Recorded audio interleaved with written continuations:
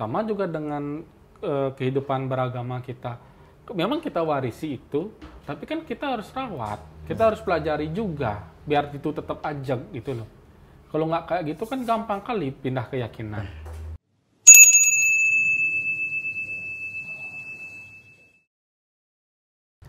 Om Swastiastu, salam rahayu pemirsa Hindu Channel. Tentu Hindu Channel hari ini membuat suasana baru karena obrolan kita kan tentu saja tidak hanya dengan tokoh-tokoh Hindu kita yang luar biasa hebatnya, juga tidak terlepas dengan peran anak muda juga yang menjadikan inspirasi tentu saja semangat anak muda baik itu di Bali atau di luar Bali kan seperti itu. Nah, kita sempat penasaran dengan salah satu pemuda yang di Bali karena masih muda, terus sudah memiliki gelar yang luar biasa, terus dosen aktif di organisasi PHDI, Prajaniti dan juga organisasi lain kan gitu. Nah, apa sebenarnya yang memotivasi dan dapat kita terima inspirasinya pada hari ini, yaitu beliau Dr. Ide Bagus Subrahmanyam Saitya. Sehat Pak dosen. Santai aja lah. Kalau Pak dosen kayaknya ada jarak. Oh iya, nggak enak lah ngobrolnya kalau sama. Kayak tua banget. Kayak tua banget. Nah, ini suasana ini memang tempat beli atau beli aja ya enaknya ya beli ya. Walaupun dokter Ide Bagus nih gitu kan. Ya, santai aja. Nah, ini memang langganan tempat kopinya ini, santai sekali. Ya sih emang sering di sini sama nugas, kemudian kan saya masih ngajar online juga. Kebanyakan dari tempat inilah gitu. Ngajar di? Ngajarnya yang di UHN. Ngajar ini ya beli kitab apa? Ya, ngajar ginilah tentang tentang naskah-naskah, tentang sumber sastra Hindu Pegawai itu. kita gitu. Ya. Nah, beli ini menarik nih ketika kita berbicara tentang pemuda Hindu Bali ketika dalam menjalani sehari-harinya. Karena pembahasan kita itu hari ini tentang paradigma memahami agama. Gitu. Nah, gimana orang beragama di Bali? Anak muda nih yang teropong nih yang melihat nih, kan gitu. Ya, gini. Mungkin nggak cuma anak muda aja ya. Kebanyakan orang di Bali itu kalau memahami agama itu karena gimana ya tak bilang ya, dari lahir udah Hindu, hidup Hindu sampai meninggal pun Hindu. Secara kasar dari Bali udah lahirnya dengan agama Hindu yang lingkungannya sebagian besar masih homogen juga kan, ya tentunya dengan lebih banyak itu ke praktik itu loh jadinya, dengan praktik beragama, sehingga agak kurang sih sebenarnya kalau yang di dalam dari orang Hindu di Bali ya, nggak cuma anak mudanya atau yang lainnya itu memahami bagaimana sastra-sastra, karya sastra agama itu sendiri gitu loh. Karena kita lebih banyak mainnya di praktik. Misalnya kemarin sempat kita merayakan Galungan kan pasti buat penyor. Nah, kalau buat penyor, anak muda di Bali pasti hafal apa aja bahannya. Tapi kalau misalnya ditanya, ada yang mengetahui, ada yang belum. Ya ditanya, apa sih sebenarnya penyor ini? Maknanya. Ya, maknanya apa sih? Lambangnya apa sih? Kenapa harus ada misalnya bahan-bahan ini? Ada yang tahu, ada yang nggak. Gitu loh. Sehingga ya literasi beragamanya itu yang memang dirasa yang masih kurang. Makanya dengan adanya Hindu Channel ini kan bukan cuma literasi untuk umat Hindu di Bali aja, tapi untuk seluruh Indonesia gitu loh. Itu sih udah bagusnya dengan adanya channel ini. Kebanyakan itu sih mas gininya, karena kita lebih banyak langsung ke praktek. Apalagi kita kemarin teman-teman Hindu Channel juga kan ke beberapa pura nih di Bali. Menarik nih kan, kita sudah pede menyiapkan Banten, bukan Banten Canang. menyiapkan dupe gitu kan. Kami kira kan kami menunggu Pak Pemangku mungkin ada asana gitu kan, mungkin pranayama. Tidak, kita pada saat itu langsung ke Kramaning Sembah. Kita sempet akhirnya kan kita kayak fokus kita agak membingungkan pikiran kita sendiri kan gitu. Nah, walaupun memang kita ya memang agama Hindu di Indonesia memang berbeda gitu kan, baik itu yang di Sulawesi, Kalimantan dan lain sebagainya. Cuman kan kita menyoroti Bali, Bali ini luar biasa, spiritual ini ritualnya dan lain sebagainya. Nah, ketika kita hadir langsung nih ke sini, kita merasakan itu, dan kebimbangan itu akhirnya bukan bimbang ya, mohon maaf, kebingungan itu selalu terekam nih, muter di mindset. Itu gimana itu? Gini. Emang sih. Kan saya juga pernah keluar juga. Kalau saya keluar sebisa mungkin pasti gini, menyempatkan untuk sembahyang gitu loh. Saya pernah ke Malang, sempat juga sembahyang, terus ke Jogja, Jakarta, kemudian Makassar sama beberapa daerah yang lainnya. Memang kalau pada saat mungkin pas saya sendiri keluar daerahnya itu, yang puranya nggak ada pemangku atau pinanditanya di puranya itu kan sembahyang sendiri. Pas ada, kalau di luar ya memang dimulainya tuh pasti dari Trisandia dulu. Seperti Mas Miko bilang gitu. Di Bali kenapa sih kok nggak gini? Di Bali itu yang ke puranya itu kan, mohon maaf nih ya, kan lebih banyak umatnya, pemedaknya itu lebih banyak. Misalnya itu ke pura. Dibandingkan misalnya umat di luar yang ke pura. Kalau umat di luar ke pura kan yang saya tahu Sabtu Minggu lah baru gininya banyak kan rutin selain rainan. Kalau di Bali itu kan lumayan banyak nih. Untuk mengefektifkan waktu itu loh. Ya, udah efektif waktu. Ya memang kalau dihitung baktinya kita kan nggak bisa diukur dengan waktu. Dengan angka gitu loh. Tapi kan untuk efektif kayak gitu loh. Ya udah langsung aja ke Kramaning Sembah. Tapi memang bagi orang yang di luar Bali pernah gitu kan pasti kaget karena kebiasaan. Seperti di Mas Piko kan kebiasaan nih, atau asana dulu, tercandia dulu, tiba-tiba langsung ke Kramaning Sembah gitu. Makanya nanti kalau ke Bali ya mungkin ini kan jadi pembelajaran. Ya jadi pembelajaran. Misalnya ke Bali pada saat istilahnya itu pemangku atau pinanditanya masih ngasih tahu Banten, kita sudah langsung gitu. Saja ya. Langsung aja mengambil sikap asana mau Gayatri Mantram, karena Gayatri Mantram itu kan ibu mantra tuh. Nah, itu aja diucapkan di dalam hati. Maksudnya kalau kita misalnya Trisandia, kita kan nggak tahu pemangkunya itu istilah itu ngasih tahu Bantennya itu berapa lama. Tiba-tiba di bait ketiga atau bait keempat nih sekarang sembah puyung gitu misalnya, masa kepotong gininya Trisandianya, sedangkan kita masih kayak gini. Tiba-tiba langsung diajak baru nyampe tuan gitu kan, ada nggak Om Papoham gitu kan, nggak enak motong. Tapi kalau Gayatri Mantram kan cukup bait satu aja terus diulang kayak gitu gininya. Ini memang kebiasaannya memang seperti itu. Nah, akhirnya nanti saudara-saudara kita yang sering tirta yatra di Bali pasti dia sudah tirta yatra yang kedua, ketiga, nanti dia langsung umat Hindu kita langsung otomatis. Nah, yang menjadi pertanyaan lagi nih, Bli, apa sih sebenarnya yang menonjol terkait dengan pemuda Bali dengan pemuda yang di daerah lain gitu, misalkan mungkin Bri pernah merasakan atau gimana gitu kan gitu, apalagi pernah aktif di organisasi dan pernah muda walaupun sekarang kelihatan muda. Gini, mungkin kalau tak lihat ya perbedaannya mengenai kebertahanan agama dulu ya, kebertahanan agama Hindu.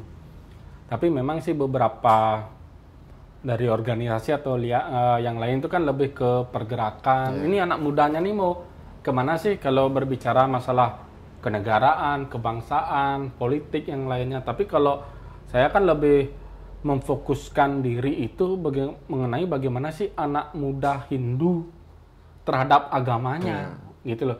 Biar nggak istilah di Bali itu kan ada namanya nak mulek itu. Ya ditanya seperti tadi contoh saya bilang penyor misalnya. Kenapa penyor kok harus seperti ini? Nak mulek itu ya emang kayak gini dari dulu gitu. Tapi terus itu tidak salah ya Bli ya? Tapi itu nggak salah gitu karena memang ada bahwa beberapa istilah memang nak mulek itu adalah yang memang seperti itu yang seharusnya gitu loh. Tetapi di samping biar itu tidak menjadi sebuah kebiasaan pembenaran bahwa males membaca kayak gitu ya tinggal nak mulek itu aja, tapi kan juga harus diseimbangkan dengan hal itu. Sehingga yang menjadi perbedaan nih gimana di Bali dengan daerah yang lain. Kalau saya lihat di daerah lainnya itu mungkin karena dia hidup gini ya, maaf nih sebagai minoritas di daerah lain. Tentu kan kebertahanan agamanya mereka itu lebih kuat oleh karena anggaplah kalau kasarnya tak bilang digempur dari segala sisi gitu loh. Digempur dari segala sisi. Sedangkan kalau di Bali sama sih sebenarnya, tapi kan karena kita masih menjadi mayoritas. Sehingga untuk belajar agamanya itu menjadi mungkin kurang. Kalau di tempat lain kan hari Minggu biasa ke pura, Pasraman, ke pura kayak gitu. Tapi kalau yang di sini kan hari Minggu ya saatnya untuk jalan-jalan. Gitu. Tapi kasihan juga kalau misalnya kayak di daerah lain hari Minggu Pasraman, Jumat Senin Selasa Rabu Kamis Jumat Sabtu sekolah, akhirnya dia nggak bisa jalan-jalan. Pasti gini ya. Pasti ada lah gini. Pasti ada waktu lah. Kan hari Minggu nggak full banget untuk gini Pasraman. Jam 10, jam 11 ya, lah. Tapi kebertahanannya mereka, teman-teman kita, saudara kita yang di luar Bali itu kan konsisten untuk belajar bagaimana agama itu sendiri.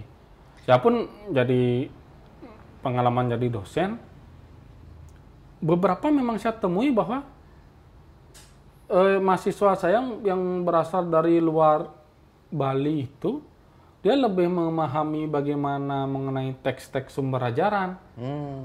Pak, di sini ada loh Pak, kayak gini. Lah, kok saya nggak tahu nih kan gitu. Nah, saya nggak tahu nih gitu loh gini. Saya potong Bli, apalagi udah berbicara mahasiswanya dari berbagai daerah kan gitu. Nah, tadi ada sedikit menggelitik terkait dengan kurangnya literasi, tentu saja ada pertanyaan ini kenapa, apa makna penjor dan apa jawabannya kan gitu kan. Nah, kemudian peran Bli sekarang sebagai dosen itu juga kan menjadi sebuah strategi melakukan pendekatan kan gitu. Nah, dengan kondisi seperti itu, apa yang Bli lakukan, pendekatan seperti apa yang dilakukan kan gitu, cara-caranya bagaimana kan gitu. Memang karena memang saya jadi dosen kan, ya mahasiswa saya sebenarnya nggak cuma anak muda juga. Kadang-kadang sampai yang sulinggih pun saya ajar gitu loh, kemudian jadi pemangku juga kayak gitu. Nah, di sanalah pesan-pesan bagaimana yang kita sesuai dengan ajaran agama itu tak berikan kepada mahasiswa gitu loh. Kalau bisa kayak gini loh nanti loh di masyarakat gitu loh. Apalagi kalian sebagai generasi muda Hindu gitu. Kemudian juga yang sudah sepuh, yang sudah senior. Memang kalau kita langsung kan nggak bisa langsung langsung gitu kan. Membalikkan telapak tangan itu kan nggak segampang itu. Tapi kan memang harus ada proses dikit-dikit lah dulu gitu loh. Yang saya soroti kan bagaimana seperti tadi itu kebertahanan terhadap agamanya itu sendiri gitu loh. Makanya beberapa memang sekarang itu pemuda di Bali itu kalau melihat Bali ke depan, kalau melihat bagaimana mengenai kehidupan sosial, budaya, politik gitu tuh melek. Sudah ya hampir sebagian besar udah melek gitu. Tapi kalau untuk agamanya masih kurang dibandingkan dengan topik-topik yang lain gitu loh. Karena mungkin anggapannya adalah sama lah kayak saya, misalnya kayak Mas Miko mau kuliah di kampus agama.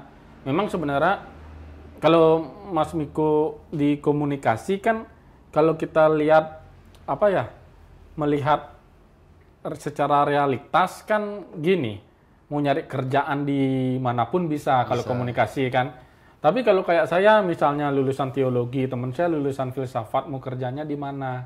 Kadang-kadang kan orang kuliah itu melihat ini menjanjikan atau enggak gitu. Sehingga kenapa sih orang-orang itu misalnya mau belajar agama atau enggak, kalau di luar tuh kan dah pasti itu untuk kebertahanannya teman-teman di sana, saudara-saudara. Tapi kalau di Bali, misalnya belajar buka lontar lah misalnya itu dikira dan nanti mau jadi mangku ya. Atau enggak tiba-tiba dapat pewisik dari mana, mau jadi jeru dasaran ini gininya. Maksudnya kan plesetan ke sana jadinya gitu. Tapi kan nggak gini, Mai. Maksudnya belum tentu yang mau belajar agama itu akan jadi mangku, kan belum tentu gitu loh. Gini. Dan sebenarnya mungkin saya potong Bli. Ini sebenarnya orang mahasiswa atau anak-anak muda yang kuliah di agama, sebenarnya mereka memikul beban berat juga loh Bli. Karena posisinya gini yang mungkin menjadi bayangan saya, ketika orang yang kuliah di agama, contohnya di sekolah tinggi agama Hindu itu kan. Nah pasti otomatis umat Hindu yang ada di kampung daerahnya tersebut itu, ya kan, di kampungnya dia ketika dia berangkat itu, pasti umat di sana sudah memikirkan, oh dia agamanya bagus, dia di sana belajar agama, nanti pulang ditanya-tanya tentang sejarah agama dan lain sebagainya. Padahal anak ini memiliki kemampuan atau menguasai di bidang tertentu yang dia tidak sepenuhnya memahami tentang agama. Nah ini kan beban yang lumayan berat lah menurut pribadi dan pemahaman kita kan gitu kan. Coba kalau Bli sebagai dosen melihat kondisi itu dan diposisikan pada orang yang dianggap seperti itu. Kadang-kadang sering sih yang saya sampaikan gitu juga.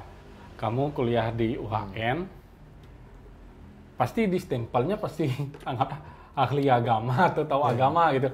Padahal saya ngajarnya di pariwisata, di hukum kayak gitu. Kan paling pertama kan kuliahnya di mana gitu.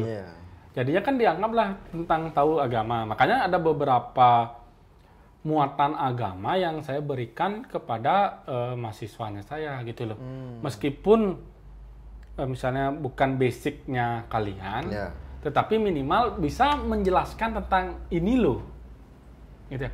Sama misalnya kayak sekolah IT gitu, disuruh benerin printer, benerin laptop, CPU kayak gitu, padahal belum tentu bidangnya tentang itu, misalnya yang dipelajari tentang itu, gitu loh. Sama juga dengan kuliah agama, gitu. Ya kayak Mas Miko komunikasi kan tentang filsafat kayak gitu kan belum tentu dapat gitu loh. Tetapi kadang-kadang kembali ke daerahnya di mana kuliah di STAH. Terus masalah sajen kayak gini gimana nih sebenarnya nih gitu. Kalau kita bilang misalnya, wah bukan, saya ini tentang penyuluhan agama. Kuliah apa di STAH nggak bisa jelasin tentang gini. Nah, paradigma itu yang memang yang terbentuk di masyarakat bahwa anggaplah di STAH, di UHN, di IHN juga bahwa orang yang kuliah agama itu dianggap ahli agama. Padahal belum tentu gitu loh. Tapi muatan agama kan dapatlah dikit-dikit kayak gitu gininya. Memang harus yang banyak itu adalah yang memang literasinya, sama bagaimana teknik penyuluhannya itu dalam hal ya siar agama lah kepada umat Hindu di Bali, di Indonesia, seperti itu. Itu yang penting gininya. Ini obrolan kita nggak agama loh, Bli. Ini kayak curhatan anak muda gitu ya. Iya sih. Karena gini, kadang-kadang kenapa sih di Bali itu, karena tadi Mas Miko sempat nanya yang bedanya itu kan gini, Mas Miko sama tim Hindu Channel yang memang besar di luar Bali. Nih saya tanya sekarang Bali, Mas Miko besar di mana? Besarnya di Lampung. Di Lampung kan. SD, SMP, SMA dapat guru agama Hindu nggak? Ada mata kuliahnya agama Hindu nggak? SMP enggak. SMP enggak. Anggaplah terakhir SMA ada. Yang ngajar orang tua apa orang muda? Ya nanggung lah ya gitu. Dibilang tua yang enggak, dibilang muda yang enggak. Masalahnya paradigma guru agama di Bali itu satu orangnya tua. Tapi sekarang ini udah banyak sih beberapa lulusan, anak-anak muda yang menjadi guru agama. Kalau kayak saya nih dulu itu dari SD sampai SMA, guru agama itu pasti tua. Nggak sih, pasti sebagian besar tuh dapatnya yang sudah tua, kemudian agak saklek dikit, cara ngejelasinnya juga ya agak susah gitu. Kalau kita bicara konteks agama di sekolahan kan bahasan dari SD, SMP, SMA itu sama. Apa, Dirgaya Parisuda kah? Satribu kah? Sabda Timira kah? Hari Raya, kayak gitu loh. Hampir sama, tapi kan pendekatannya yang beda. Sehingga kalau dari yang memberikannya itu mungkin kurang kurang menarik kan, pasti ditinggalkan. Maksudnya, anggaplah cuma dipakai sebagai formalitas saja. Yang penting lulus. Ya bahasa itu. Ya kan yang penting lulus saja kayak gininya, apalagi agama masa nggak lulus. Padahal sebenarnya agama itu kan mengajarkan akhlak mulia di sana. Itu loh gininya. Maksudnya ya paradigmanya yang memang yang dari sana dulu gininya. Tapi itu tidak menjadi hambatan atau sebenarnya menjadi hambatan? Sebenarnya nggak jadi hambatan kalau anak mudanya itu kreatif. Ya kan? Makanya kayak di teman-teman Hindu Channel kan kreatif nih.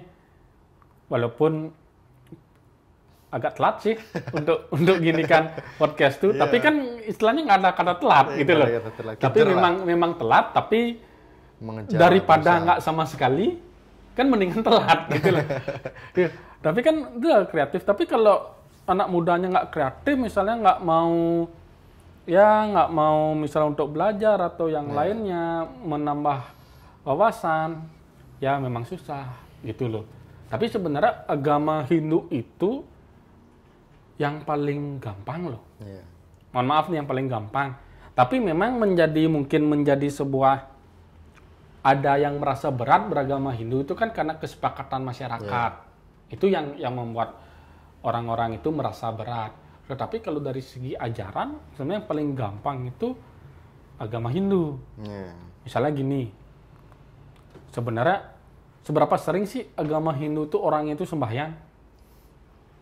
Gitu loh. Tapi itu kan nggak seperti tadi kan, kita nggak bisa ngitung kuantitatif, berarti nggak sering sembahyang, berarti orangnya ini nggak ingat Tuhan gitu loh. kan bukan ke sana dihitung. Siapa tahu ada orang yang saking sibuknya tapi dia selalu berdoa selalu ingat Tuhan, tapi tidak menunjukkan hal seperti itu. Tapi kan tidak ada larangannya. Gitu loh. Kamu nggak pernah sembahyang, nggak akan masuk surga gitu misalnya. Kan nggak ada yang kayak gitu. Kita udah dikasih 4 jalan, catur marga yoga, ya kan? Paling gampang kita kan disuruh milih. Maunya yang mana sih? Mau berbakti kah? Mau berkarma kah? Mau berpengetahuan atau dengan beryoga gitu. Tapi kan tetap rule-nya itu adalah dharma. Jangan nanti, saya bakti, udah saya sembahyang aja, tapi besoknya berbuat jahat. Yang penting saya sembahyang, kayak gitu. Nggak bisa kayak gitu, tetap dasarnya itu dharma. Benar paling gampang. Kita paling, maksudnya ya memang beragama yang paling gampang. Apalagi kayak di Bali itu, ada istilah kayak nyawang. Gitu. Ya, nyawang. Misalnya gini, kayak saya misalnya di rumah, atau enggak saya ada teman kos kayak gitu, dia kan punya pelangkiran.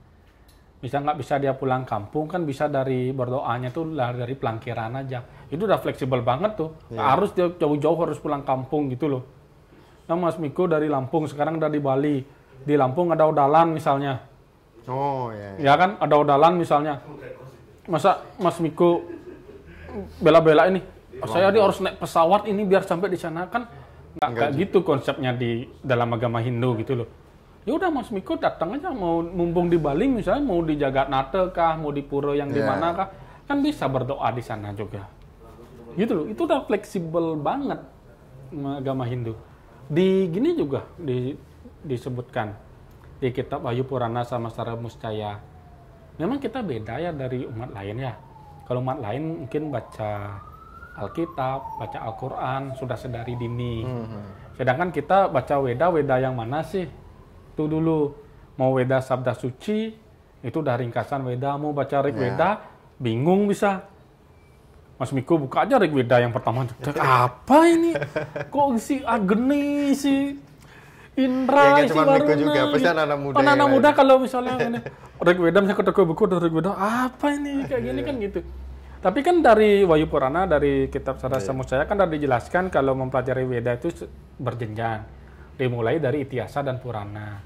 Karena Weda takut orang bodoh akan memukulku. Maksudnya gimana? Maksudnya adalah gini. Sama lah kayak jenjang kuliah misalnya, baru semester 1. Kita kan nggak mungkin langsung mempelajari materi yang semester 7. Yeah. Kita yang jadi gila. Makanya emang bener, dulu tetua di Bali itu mengajarkan kalau belajar agama itu jangan terlalu tinggi. Gila nanti, kalau bahasa Bali, budoh benjak belajar bes luas gitu loh, terlalu tinggi. Karena apa? Itu dah gininya sumbernya. Yeah. Gitu loh, itu sumbernya. Mempelajari itu secara berjenjang gitu loh. Boleh belajar Weda boleh, tapi berjenjang dulu. Dimulai dari Itihasa Purana. Kita dah disuguhi kok film-film Itihasa Purana. Mahabharata ada 2 versi, yang terakhir itu yang lebih baru. Ya kan?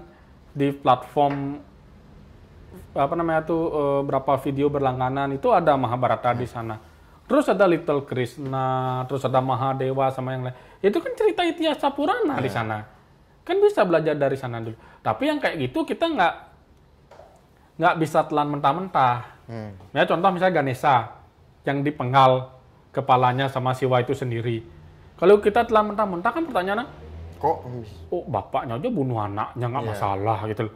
Berarti kita boleh dong bunuh-bunuhan, bukan itu maksudnya gitu loh. Sama misalnya kayak di Wisnu Purana, kalau dibaca mentah-mentah, ada nih pencuri. Milih yang mana kan itu? Kan? Nah, yang itu, mencuri. Karena kehujanan, kan maksudnya ke kuil Wisnu. Masuk ke kuil Wisnu, karena hujanan kan kotor altar Wisnu itu. Ya udah dipel sama dia. Tiba-tiba besok masuknya ke Wisnu Loka. Cerita Lubdaka juga kayak gitu, Sivaratri. Tapi kan masalahnya dari ceritanya itu besoknya kan nggak diceritain. Lubdaka misalnya. Mencuri, nggak sengaja karena sampai kemalaman, biar dia nggak ngantuk, metik daun bila, dibuang ke bawah, ternyata ada lingga Siwa. Tahu-tahu dia masuk ke Siwa Loka. Tapi kan besoknya nggak diceritain dia. Dia tobat kah jadi pemburu? Atau dia tetap jadi pemburu? Kita kan tahunya cuma sampai cuma langsung ke ending aja. Tapi dia melupakan bagaimana Lubdaka itu diperebutkan oleh tentara Yama dan Siwa. Itu loh bisa disebut sebagai neraka. Sama juga dengan pencuri itu. Masuk Wisnu Loka itu kan nggak segampang cuma ngepel altar aja. Kalau kayak gitu misalnya, anggaplah maaf nih Mas Miko misalnya mencuri, masuk ke pura. Aduh puranya kotor, saya bersihin deh gitu. Mundur Wisnu Purana, saya bersih-bersih di pura nih gini nih. Bisa masuk Wisnu Loka nih, kan nggak kayak gitu. Sama halnya ketika ada rumah, ini ada pencuri, tujuannya dia nyuri untuk bantu orang, tapi di situ itu orang tua kita yang rumahnya posisinya dicuri. Nah, kita udah tahu bahwa pencuri ini tujuannya untuk berbagi. Nah, siapa nih yang mau kita bela kan gitu, ini orang tua kita dan ini. Nah, mungkin diskusi kita ini udah cukup lumayan lama, tapi ada satu pertanyaan. Dan ini juga apa seharusnya yang perlu kita perhatikan untuk generasi Hindu atau kondisi tentang paradigma pemahaman tentang agama kan gitu. Nah, mungkin ini juga kita akan diskusi nanti gitu kan, Bi. Nah, tapi ini apa nih yang perlu diperhatikan? Sebenarnya kalau saya pribadi nih, generasi muda Hindu tuh harus banyak belajar agama biar nggak diserang dari segala sisi. Soalnya gini, kalau misalnya cuma hanya misalnya mendapatkan apa yang menjadi warisannya tanpa kita maintenance, sama lah kayak barang elektronik. Kalau kita nggak rawat, kalau nggak kita pelajari gimana itu barang elektroniknya itu kan akan jadi rusak. Sama juga dengan kehidupan beragama kita. Memang kita warisi itu, tapi kan kita harus rawat, kita harus pelajari juga, biar itu tetap ajak gitu loh. Kalau nggak kayak gitu kan gampang kali pindah keyakinan. Itu loh masalah agama. Itu sih memang harus banyak literasi, harus banyak membaca, apalagi sekarang kan platform membaca itu ada banyak. Ketik di Google aja ada banyak info, tapi kita dalam agama Hindu lahir sebagai manusia itu sebagai yang utama, karena mampu membedakan perbuatan baik dan perbuatan buruk. Kita harus tahu tuh, kita nyari informasi, ini infonya ini benar atau enggak. Kita nonton misalnya mendapatkan informasi agama dari channel YouTube atau dari mana itu, kita harus main wiweke-nya kita, kebijaksanaannya kita tuh harus bermain di sana. Ini benar nggak nih? Logikanya benar nggak ini? Kalau kita dapat info, bener nggak ini gitu loh, nggak juga ditelan mentah-mentah. Kita lahir sebagai manusia loh, yang utama loh. Yeah. Masa nggak tahu sih bedaan ini baik, ini buruk, ini kabar hoax, ini kabar fakta kayak gitu loh. Kita memang harus benar-benar ya literasinya, ya nonton YouTube Hindu Channel lah, gitu loh. Minimal nonton YouTube Hindu Channel lah, gitu loh. Yeah. Hindu Channel atau mungkin channel-channel yang lain yang agama. Yeah. Di samping mungkin memang ada kesukaan nonton channel yang hiburan atau gimana, sempatkan tetap untuk menonton yang Hindu, gitu loh. Biar tahu lah, menambah wawasan. Yeah. Oh gini loh, gitu loh. Itu sih Mas Miko. Terima kasih, Bli. Suksema nih. Kita udah ngopi santai di tempat nyaman lah gitu kan untuk diskusi. Nah mungkin kapan-kapan kalau ada waktu bisa diskusi lagi nih. Ya di Jakarta dia diskusi di Jakarta, diskusi tentang apalagi nih kan sebagai dosen Bhagavad Gita gitu kan. Kita kulik tentang agamanya nanti. Sekarang ini adalah pemberi kita diskusi ini semoga ada inspirasi, motivasi untuk kita sama-sama belajar sebagai anak muda agar ketika ada benturan ataupun apa itu kita bisa secara agama kita bisa memahami kan gitu. Nah mungkin pemirsa Hindu Channel, inilah diskusi kita pada hari ini bersama dengan Dr. Ide Bagus Subrahmanyam Saitya. Nah, di akhir kata kami tutup dengan Paramasanti. Om Santi Santi Santi Om. Suksema, Bli Pak dosen.